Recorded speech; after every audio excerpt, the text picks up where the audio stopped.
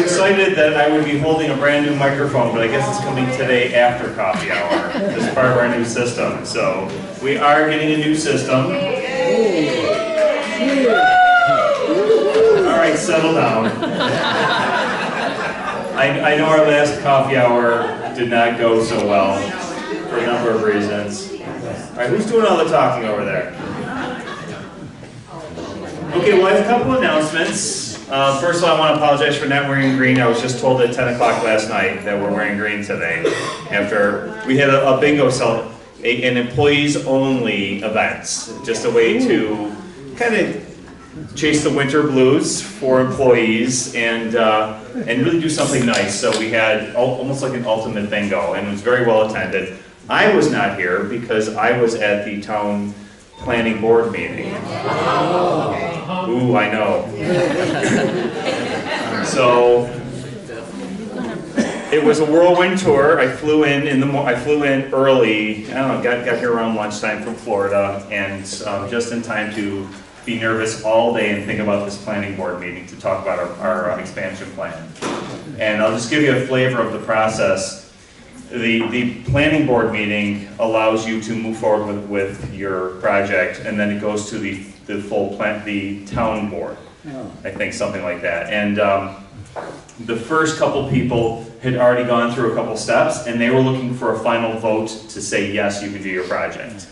After they got through those, there's a next group that had already done a concept review, which is what we were there for, which is just to say, here's what we like to do you like the idea, should we move forward? And they beat these guys up. There's one project that has been with that planning board for 11 years. It was unbelievable how absurd this meeting was, and we were just getting nervous they're gonna reject our plan. So finally came to us. I did a little present. They said you have 10 minutes, and by then it was close to 10 p.m., in which the meeting started at 7. So I spoke quickly and just talked about Fox Run and how important we are to Orchard Park. Our architect showed some pictures, and they started asking questions, and they said, does your new plan comply with code? And the code enforcement officer just kept saying, yeah, it does. And they said, thank you for the pictures. By the way, we love Fox Run. You're so important to Orchard Park. We love how successful you've been, and we want to support your project. You can move forward.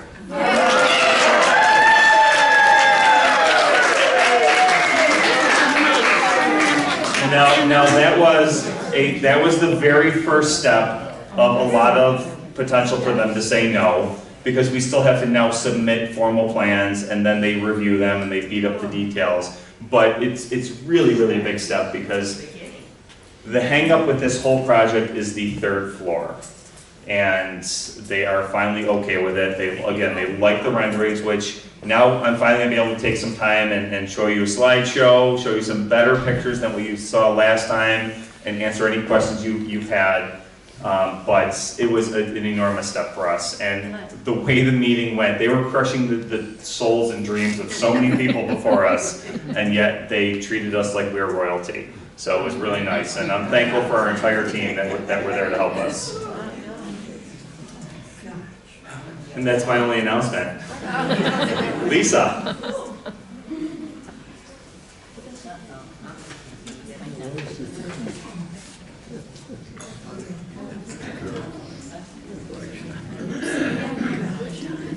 Good morning, everybody. I just wanted to take a quick moment to talk about the Chasing the Winter Blues Away event. I know there's a lot of questions, so I figured I'd take this opportunity to clarify one more time so everybody can sign up. Before COVID, we used to do a lot of dinners kind of like this, where everybody came down. It was a prefix menu where we got all the same courses. We got a really big turnout, but we haven't been able to do that for a while. So we were really excited to do this meal. I know there's some concern about being here at 4:30. Some of you don't like to eat at 4:30. I get that, but we want to make sure that everybody is in the dinner, we're served, and having a good time so you can be out in time for the music. So if you gather at 4:30, that's the time that we'll be finding our seats, getting our drinks, chatting, enjoying. We won't start serving the meal until about 5:15 for our first course. So you're not getting first course right at 4:30, if that clarifies some things for you. We do need you to sign up so that we can make sure we are setting our dining room differently. We're going to have a nice decorations and a nice style of service. So make sure you sign up, but we really are hoping that we get a really good turnout for this. So definitely sign up at the hostess stand. Are there any questions about it that I did? Yeah. What's the name of this event? It's the Chasing the Winter Blues Away. It's on Wednesday, March 20th. So if you don't come to dinner, that is perfectly fine. You can still come to the music after. It's a great set that they're going to play with the music. So you can still do that. Yes, Sue? Is there an alternate meal? The only alternate meal is the to-go option. So that is the dinner that is served that night. So if you don't sign up for the meal and don't want to come to that, then you'll be getting your meal to go and eating in your apartment or coming up with alternate arrangements. Where do we sign up? With Pamela at the reception desk. All right. The only other comment I have to make is that for buffets, unless you order your meal to go, you cannot bring in to-go containers. Okay? I know. So we've seen a lot of to-go containers on the buffets. We have to make sure we're not doing that just at any buffet you would go to. Don't bring your own to-go containers for a buffet. Only to-goes are if you order a to-go, and we give you the one large container and the one small container. Okay? All right, that's all I have.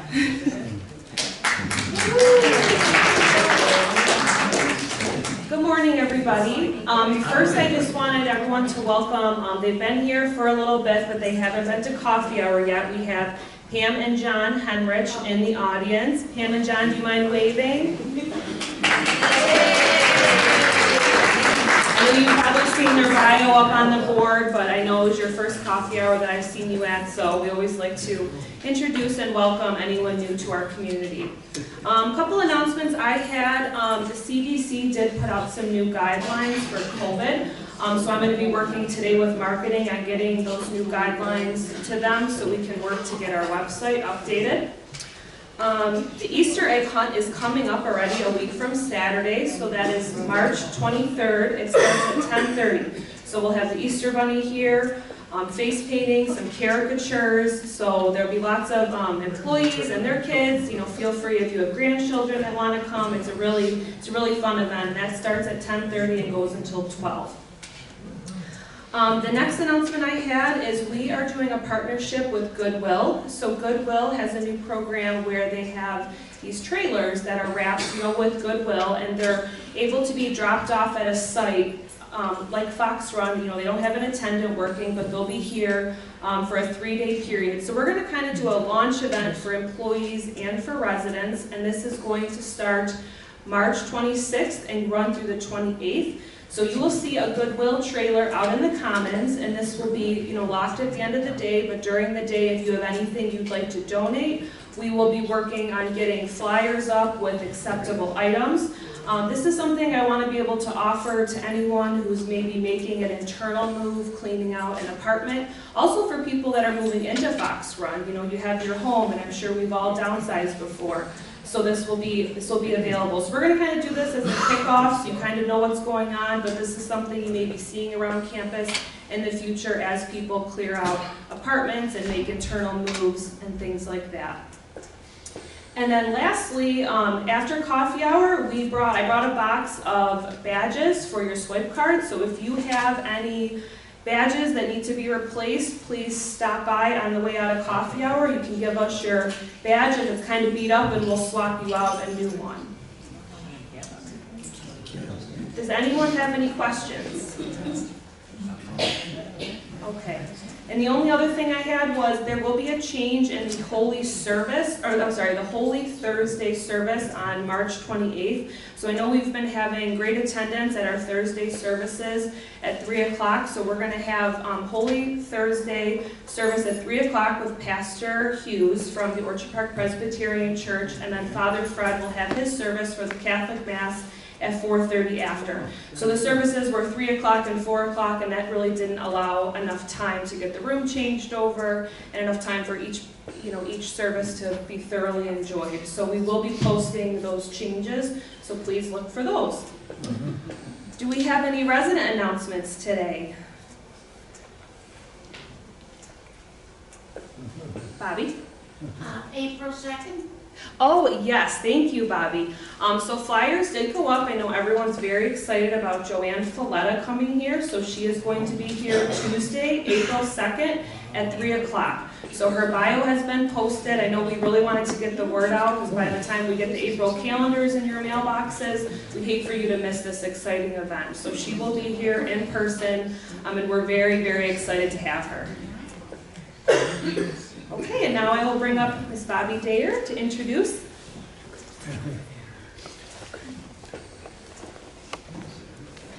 Thank you very much, Allison. We have an unusual opportunity today to hear a speaker who has been able to follow his passion. I know we always tell our young people when they're choosing their careers, follow your passion. But sometimes you can't make a living doing that. Well, Don Owens, who is our speaker today and a new resident of our community, has followed his passion for his life and has become a soil scientist, one of the most esteemed, published, and highly trained with a master's from the University of Wisconsin in soil science. And as you can already see, he's got a tantalizing talk for you and also some handouts. The way he followed his passion was that he established a company called Earth Dimensions. Yes. And Earth Dimension has been sold and the new owner is here, and there's wonderful displays in the front. So be sure and come up afterwards. We'll leave time for questions, and without further ado, let's welcome Don Owens.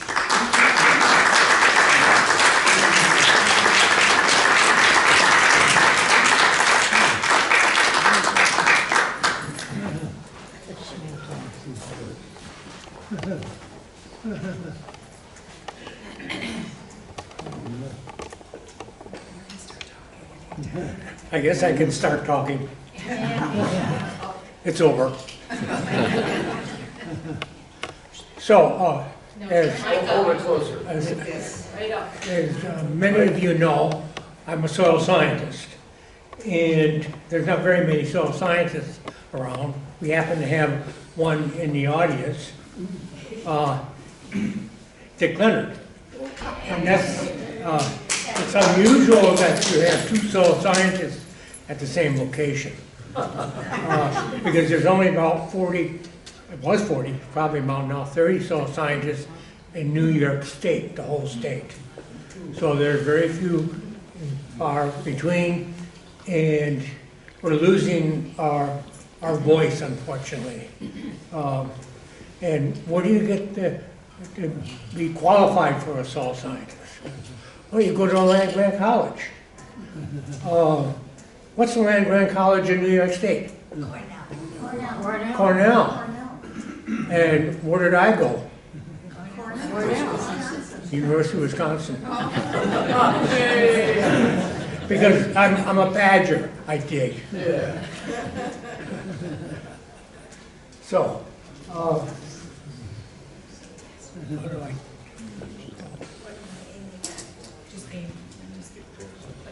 Click. Is it off? The switch? There you go. Why soils for me? A lot of times we end up with work, with work that you either learn from your parents or your friends or at college. And I learned mine early on. I loved my sandbox. And I went from there onwards to understanding soils. And I had a lifetime of describing soils, mapping soils, and hopefully helping people, guide them through the challenges of doing the right thing. So, when you map soils, obviously you look at maps, and then you go out in the fields, and you walk the landscape and you dig holes. You can see in auger up in front here, that's what you use. It's not powered, it's all hand done. And it's, well, it's a boring job. And I very much enjoyed my work in soil surveying in Erie County. I've been elsewhere. I mapped soils in Bogota, Colombia. I've been, besides Wisconsin, it had a very interesting project in Florida. So I encountered unusual obstacles in Florida with rattlesnakes and alligators. And when you describe soils, there's a bunch of characteristics that you look at as you describe the soil. And obviously texture is one of them, color is major. Is the soil cohesive or not cohesive? Presence of redox features, now what is that?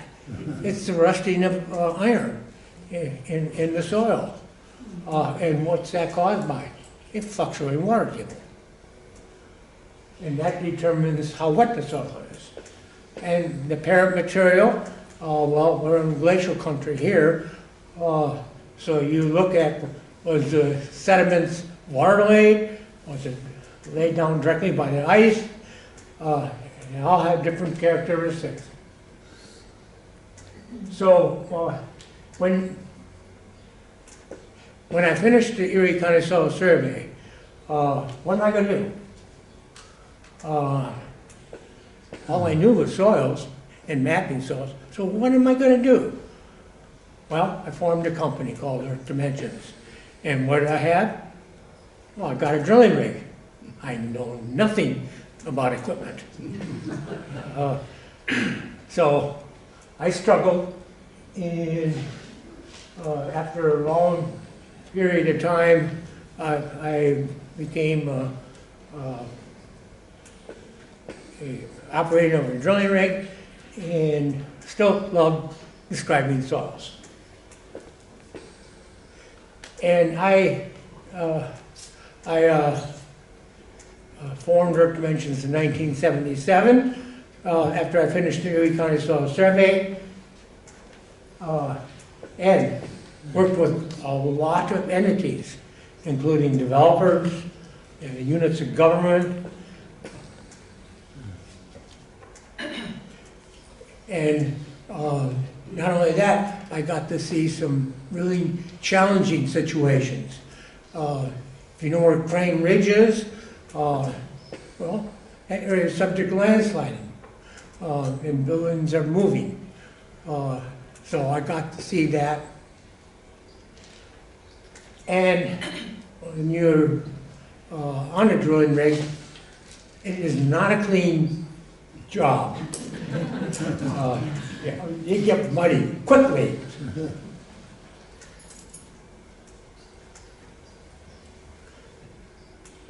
And there are times when we're drilling inside a building. Oh boy, under a power line. Along a roadway.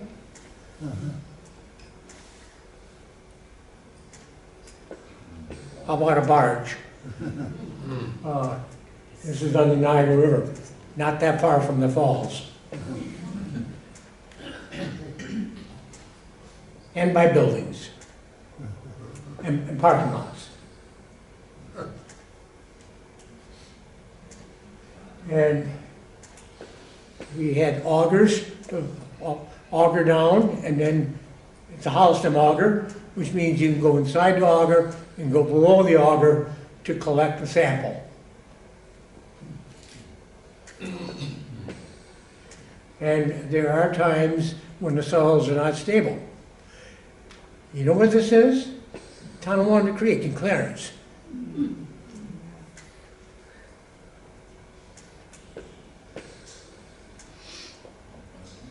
And we did borings for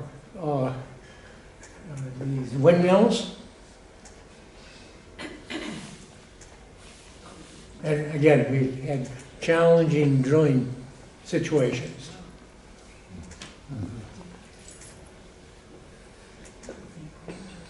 And this happens to be Attica Prison.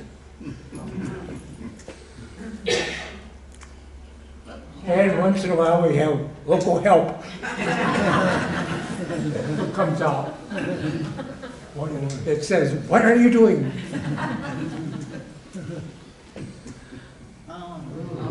And we see a lot of wildlife.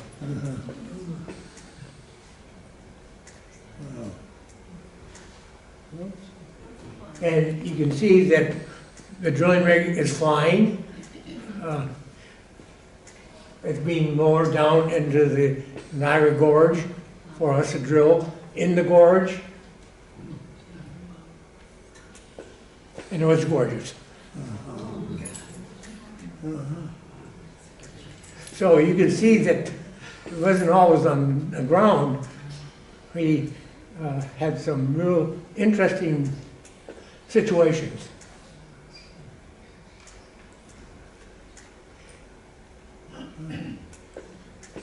Always two people on a drilling rig. In this particular case, we're coring bedrock, so you have to have water tanks to recirculate water.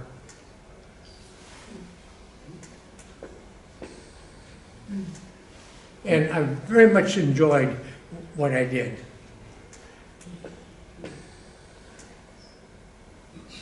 And we had a track rig.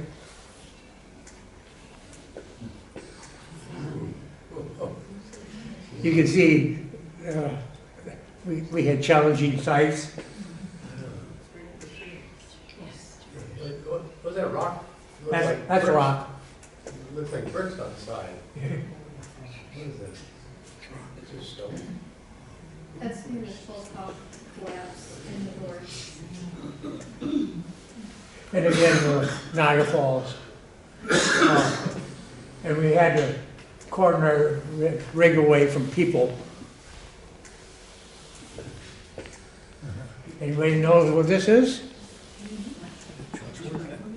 Letchworth Park. Yep. And they had a soil sliding situation here that we're investigating. So as I indicated, we've had a lot of interesting projects, done a lot of things.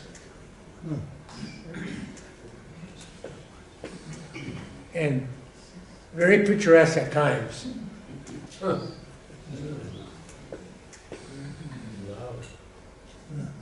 Times we had to use a crane to lower us down to the drilling rig site. And, oh, there's a railroad track here. I can't stand trains.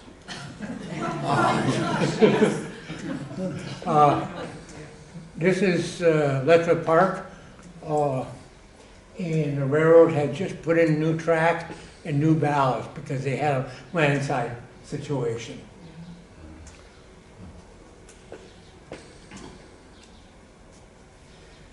We core bedrock, and when you core bedrock, there's a number of characteristics that we record, and one happens to be color. Another one is the separation of the core itself.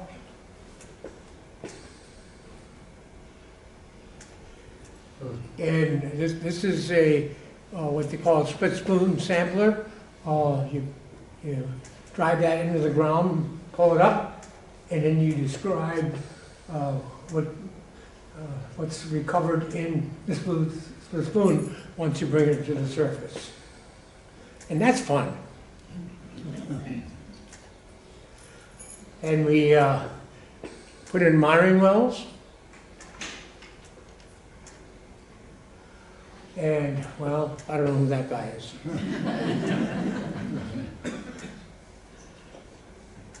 And you can see that, you know, when you describe soils, you do it in great detail. So we had the environmental movement, which happened to be another good fit for Earth Dimensions, because we did wetland delineations. And you look at soils, hydrology, and vegetation when you do a wetland delineation. So soil scientist is really highly qualified to do a wetland delineation. And once you do a delineation and you flag it, well, what happens next? The regulatory agencies will come out and confirm the delineation, or not confirm it. And the Corps of Engineers has a final determination. I'll let you read that.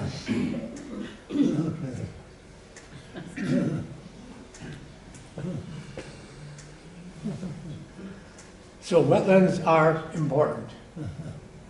And the picture, the lower picture with the yellow pale on it, it shows drying cracks. And you say, is that realistic? Yes, it is. It's prismatic soil structure. Oh, my poor back.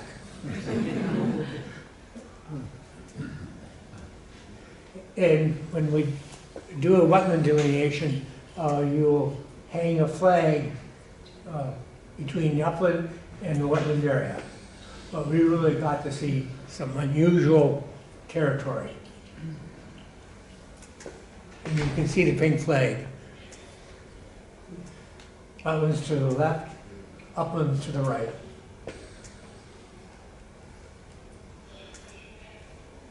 I love pink. Uh-oh. Every once in a while we had a problem. You can see that one cow has flag chomping it down. And as they say, the cows ate the flag. We also designed wetland mitigation projects. These are vernal pools. This is Chaffee landfill. Doesn't that look nice?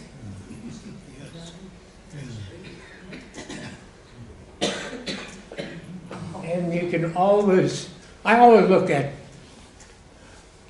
well, features. And when there's mud, what's crossing the mud? Well, in this particular case, there's bird tracks across that. And look at that cracking pattern. That's beginning the formation of a prismatic soil structure. So the least amount of lines that will radiate from the center point is 3. You can see each one of those intersections. There's 3 cracks radiating from that point. And that then gives you prismatic soil structure. Again, some of our beauty that I saw. And even in winter, with the cattails. I always appreciate nature. And trains.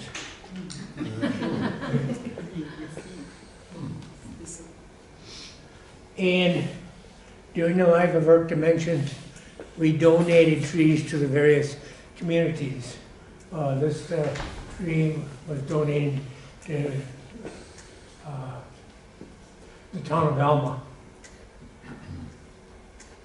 And every once in a while, we had challenges.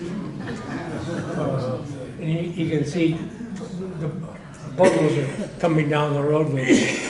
Pull us out. Their days didn't go as planned.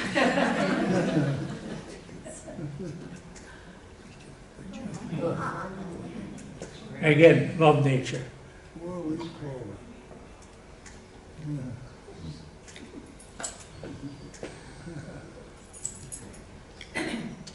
So, I had mentors with similar vision and was always interested in watersheds, even as a kid. And water flow direction, I love railroads. Next slide. And the end.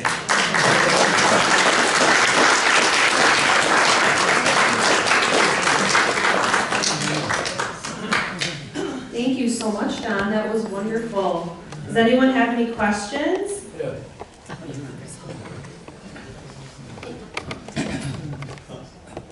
You know, I have to question Don as a fellow soil scientist. First, I want to say it was a wonderful presentation. One You owe me a beer. One observation that I thought you might have here was the interesting one on the 219 going south. When you reach Springville, all those rocks along the side of the highway is because of the unstable soil. So Don knows that. And when you're driving down there, you say, what the hell are all those stones? If they weren't there, those slopes would have washed straight into the road and the creek. And that's one real important, I think, thing that's happening. Identify those areas. That's another soil scientist speaking. And there's not too many of us. Are the lines on the maps over here lines of equal altitude? Those are soil boundaries in that report.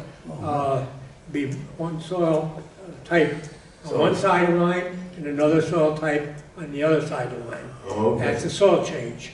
Okay, now, is it true that your people in your profession tell dirty jokes? What? All the time.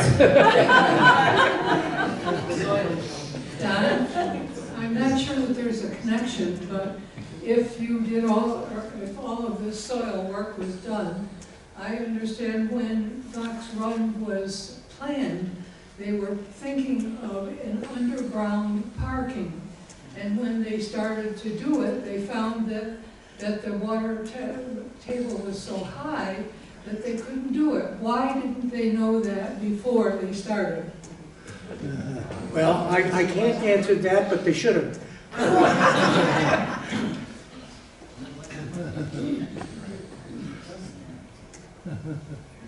Don, I have two things to say. One is, it kept occurring to me that if you had lived in the 1500s, the people in Pisa, Italy could have used you. They might still be able to use you because the tower is leaning precipitously. The second thing I wanted to say is you didn't talk about the huge role that you played in that terribly contaminated place near Niagara Falls. Called the Love Canal. Love Canal, yes. Yeah, I was the first one to secure a sample that showed the presence of dioxin at the Love Canal. And I was exposed to that contamination for a long period of time. And was I impacted? Yes. My color eyes then were brown, well, now they're blue. No, no.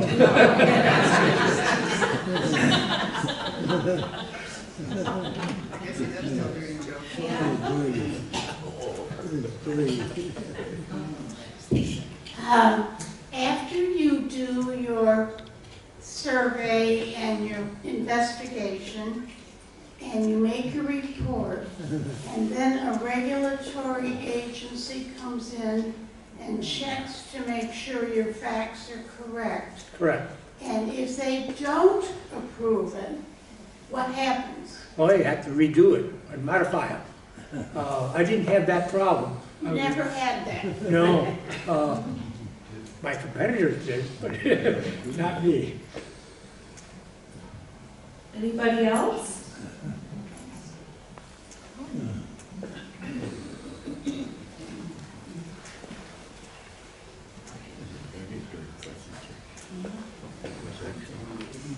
I want to add this piece of information. Don said that he loves nature. Indeed, he and his wife Barbara do, because we have proof of that in East Aurora. Don and Barbara very generously made a large contribution to the Western New York Land Conservancy in order to preserve a beautiful spot which is now called Owens Falls in East Aurora.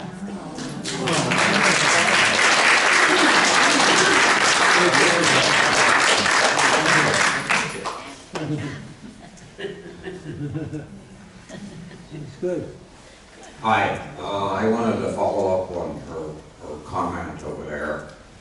We lived in Niagara County for a long time, and I would assume, well, Lake Ontario ordinance, it sounds like you were working in that area, is that correct? Yes, I worked up there. Yeah. With your professional background, can you go into an area, you know there's an outfall that comes from the area that we're talking about over into the Niagara River, so that so much is allowed to flow into the river per year according to the state. And I wonder if with your job you can plot various places around and determine the level of pollution in a particular area, so that environmentalists would know whether they really have a good case in some instances. I'm curious about that. Well, what you do is you understand patterns, you understand water flows, you understand where the contamination was, and then now you say, this site's contaminated, this is what the groundwater is flowing towards, and that's where you look at contamination moving. And I did that as well. Very good. Anybody else? Oh.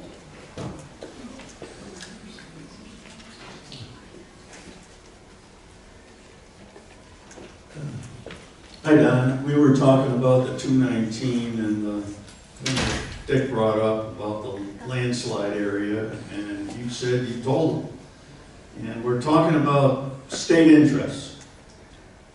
I'm trying to, I was talking to your associate over here, I guess, who owns your company now, and Diane and I built a pond, and I went through the state. People that I thought, the soil and water part of the state, and they have a book like the one you have up there of soil maps, which are tested. This property is a mile up in the woods. It's 90% wooded, and I asked the state to help me decide on where to put a pond. Well, the state said, well, this will work right here as a pond of such and such a size and everything like that. In reality, after paying enough money to buy a car and doing it twice and trusting people that you think know what they're doing, they did not research their own soil maps, such as you telling the state that you shouldn't put the 219 through there. How many $1 million did that cost? It cost me a lot of money. And we still have a leaky pond. And it's because the soil was Cattaraugus loam. And anybody that knows the word loam, it is not clay. And clay is the only substance that you should build a pond in. So as a caution to Fox Run and to people that are here and to people that have had great experience. And Fox Run has had a considerable amount of bad experience. Part of this building on a clay base, and then nobody was in charge that's here now at that time. But the structure was built too low. We should have been higher on that substrate. And we would have far better drainage rather than sitting in wetlands someplace around the Fox Run area.